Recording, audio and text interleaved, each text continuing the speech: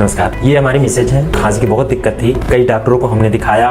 जब खांसी आती थी तो चेहरा बिल्कुल लाल हो जाता और बिल्कुल इरिटेट हो जाता, सांस फूलने लगती, घबराहट, बोल न पाना। तो हमने नेट पे 2 महीने पहले सर्च किया कि सबसे बेस्ट डॉक्टर ENT का कौन है। डॉक्टर लोकेश मित्तल जी थे, उनका आया और हम इनसे जब मिले तो इन्होंने कुछ टेस्ट लिखे और वो टेस्ट की रिपोर्ट जब आई तो डॉक्टर साहब ने देखा तो उन्होंने कहा कि साइनस है, जिसको कहते हैं नजला।